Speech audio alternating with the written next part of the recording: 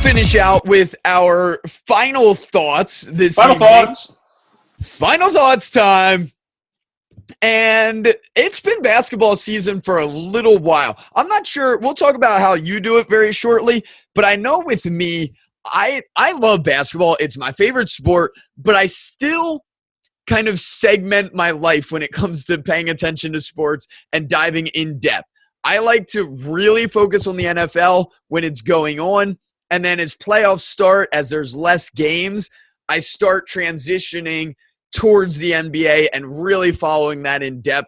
I've been following the NBA, but not as in depth as I will as it goes towards the playoffs, as it gets more exciting, as the games become meaningful. The NBA is a long season with 82 games plus what tends to be months of playoffs when they're going 7-game series after 7-game series. I love it. It's exciting, but it's a lot there. So I tend to pick up on the NBA later in the season, more towards like midway through the season, once the NFL has the playoffs underway.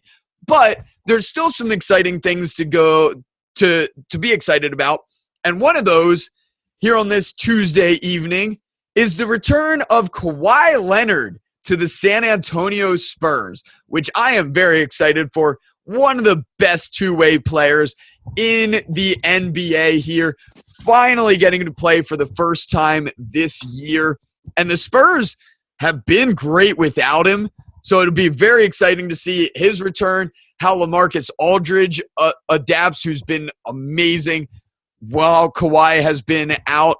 And before we get to your thoughts, I'm curious, how do you do it when it comes to watching NFL and then moving into college basketball? I know you're a huge college basketball fan and paying attention to the NBA.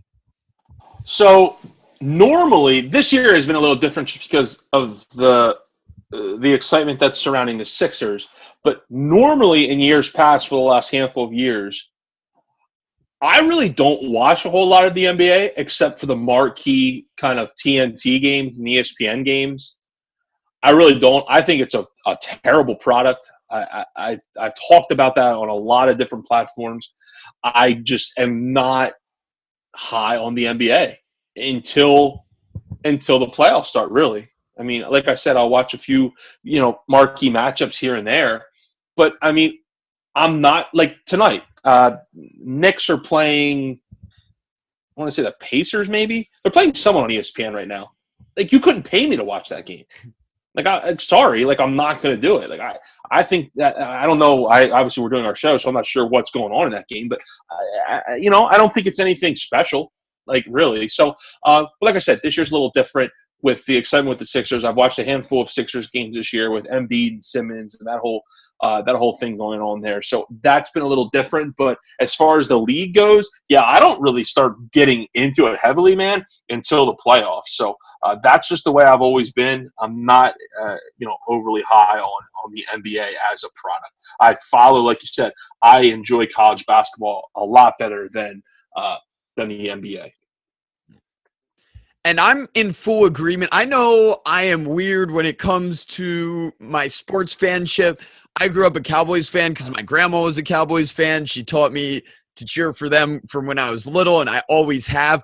But my favorite basketball team still ended up being the Sixers, growing up around that Philly area, just outside of there. So I'm the same way with you. The last almost decade has been tough to watch as they go through their rebuilding process. They had some mediocre years there at the beginning of that decade there. But they've been a lot more exciting to watch. I've been excited to follow them. And I'm very excited to start watching them more as the NFL season starts to slow down a little bit towards the end here. But as I was saying, when it comes to Kawhi Leonard, just a fantastic player, one of the best in the league for sure over the past couple years at both ways. He's become a better scorer every single year of his entire NBA career to this point. He's been a lockdown defender since he came into the NBA. One of the things that frustrates me is the people that complain about not liking the NBA because there's no defense. I agree.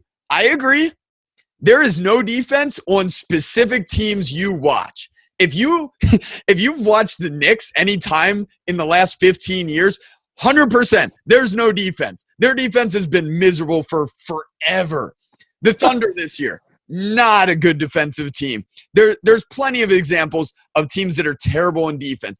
If that is your excuse for not watching the NBA, watch some Spurs games. They play great team defense. Kawhi Leonard is one of the best individual defenders I've ever seen in my life. And then on the offensive end, he's exciting to watch too. He's throwing down big dunks. If that's what you're into, he's become a better shooter, a three-point shooter throughout his career. Like I said, his first year in the league, he averaged just under 8 points a game, and it's gone up every year since to just under 12 a game to just under 13, then 16 and a half, 21.2, and then last year 25.5 points per game. This guy does it all. He's not on LeBron's level, but he is definitely one of the top players in the NBA, and I'm excited to be able to see him play again here. Yeah, look, and the NBA, they need to continue to get as many superstars as they can and as many superstars as they can to be out there healthy. And this will obviously be his debut tonight against the Mavericks, so it'll be interesting to see how healthy he is and how much he can give tonight. So, but, I mean, you talked about it a little bit there. I like to talk briefly about when he was with college at San Diego State. I remember him back then and watching him and being like, he's going to be a good player. Now, I didn't think he was going to be this good of a player. I mean, you want to talk about a guy that has really improved and made a big jump from when he was in college to when he was in the NBA. Kawhi Leonard is probably the best example. Look, he was always a good rebounder, a good defensive player, high riser, but he couldn't shoot. Like, he didn't shoot the three-point shot in college hardly at all. His mid-range game was probably below average, I'd probably say. And then he got drafted by the Spurs, and they did a great job with him. I mean, between coaching and then obviously Kawhi himself, he has really developed himself into a good shooter, and he's a good three-point shooter as well. I mean, 2 years ago he shot 50% from the field. Last year he shot, I think, 48%. 40% from three. So this guy is definitely a do-it-all player, and he's really fun to watch. That's definitely one thing I will say about the NBA is I do like tuning in to see certain players. I'm a big LeBron guy. I always like to watch LeBron James play. I'm not a big Russell Westbrook guy, but I like watching him play, if that makes sense. And Kawhi is another player. Those are probably the top three players right now for me that I enjoy watching outside of the Sixers with Embiid and Simmons. But those three are extremely enjoyable to watch for me. Yeah, like you said, the three-point shooting is something else. He's improved every single year in the NBA. He's up to 2 3-pointers a game that he's making. And like you said, he's right around the last 4 years, he's hovered right around 40%. He had 2014, he dropped to right around 35%.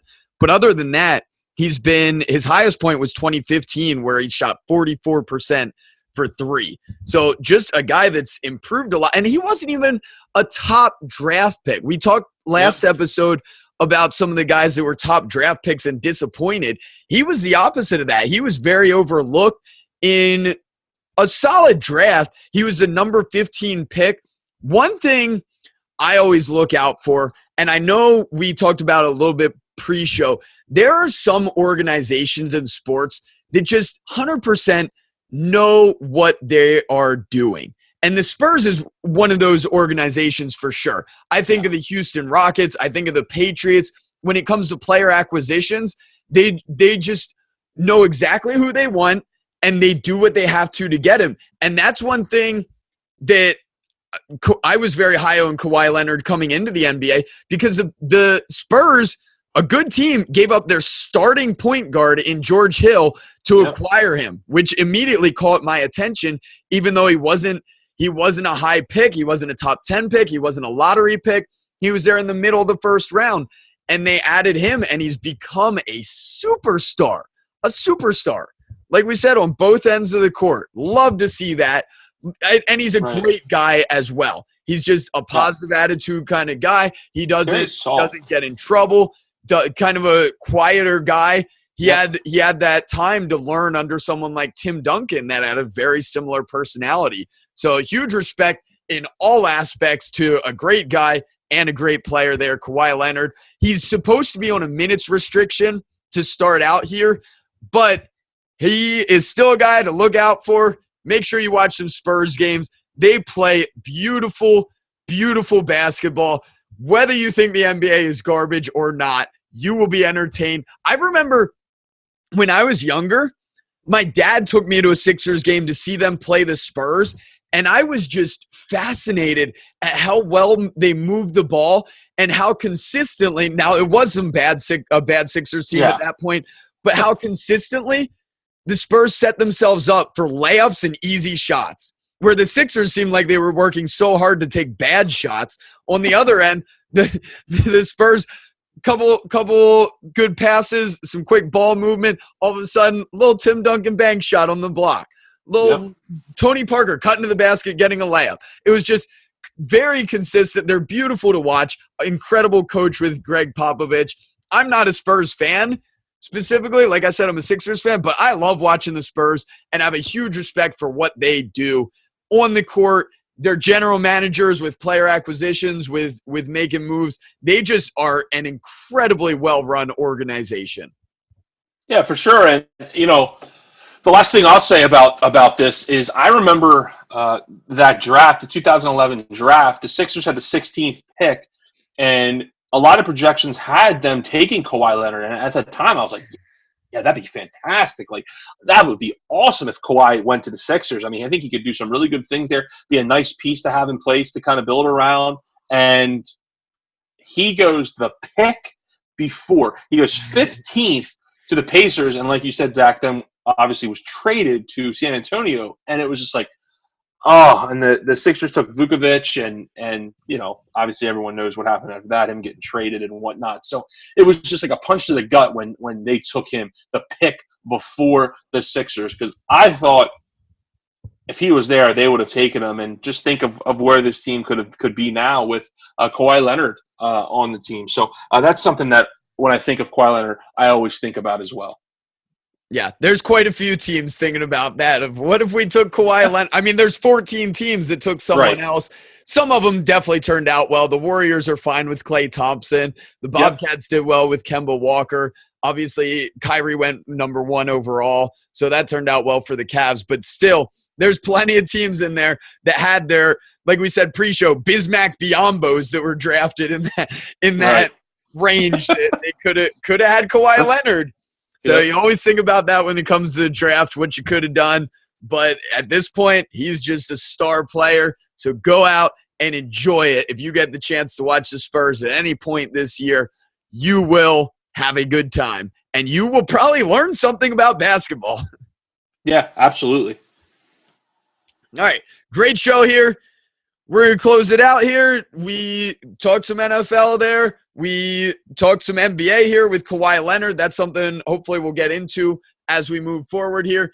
But enjoy the rest of your week, everyone. Great podcast, Ryan. Make sure you give us a follow if you get a chance. Share it with anyone you think would be interested here as we're continuing to grow.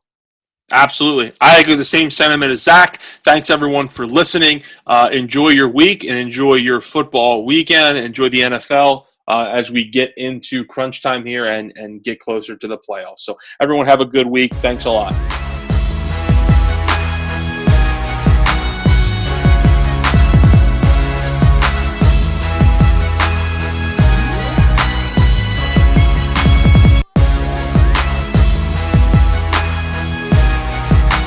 Thank you so much for listening to the Lifelong Rivals Sports Podcast.